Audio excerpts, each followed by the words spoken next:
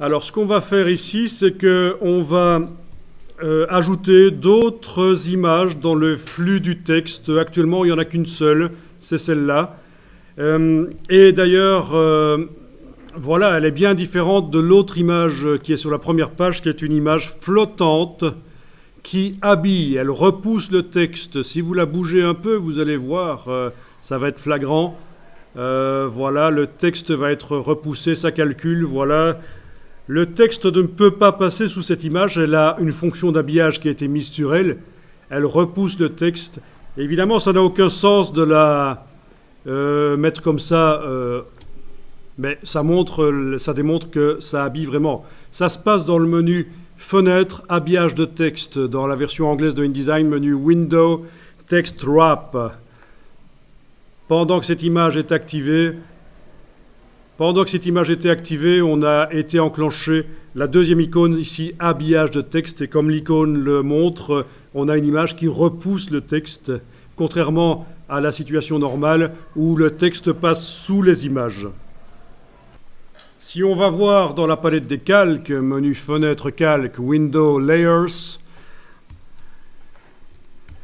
on va remarquer qu'il y a un calque qui a été fait spécialement pour ça. Ce n'est pas InDesign qui l'a fait, c'est l'utilisateur qui a créé le document, qui a fait un calque qui s'appelle image flottante. Et quand on sélectionne cette image du grand écureuil, là, sur la première page, on voit que le carré, il y a un carré qui apparaît ici qui indique que l'objet se trouve sur ce calque-là. Oui. D'ailleurs, si on déploie le contenu du calque, ça se voit, c'est cet objet-là. L'objet se trouve sur ce calque-là, tandis que l'autre image qui est dans le flux du texte, elle ne peut pas être sur un calque à part, elle est forcément sur le même calque que le texte principal. Il n'y a pas le choix, elle fait partie du texte, elle est sur un paragraphe. D'accord. Ok, je vais remettre la première image en place. Vous avez bien compris comment ça fonctionne. Dans le cas d'images flottantes, comme la grande image de l'écureuil là, elle est en habillage, elle repousse le texte, elle peut être sur un calque à part, ça permet de plus facilement manipuler ces images-là en verrouillant les autres calques. Je vais plus facilement manipuler les images flottantes.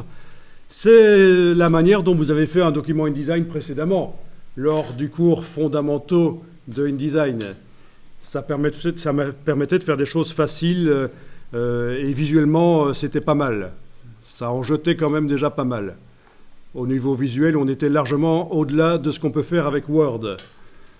Donc on utilisait déjà bien InDesign.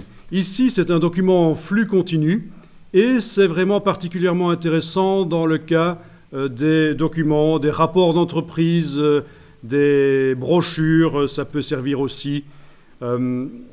Si vous avez un document de plusieurs dizaines, voire centaines de pages à faire avec des images insérées, des schémas, des statistiques, ça va être possible grâce à cette technique-là.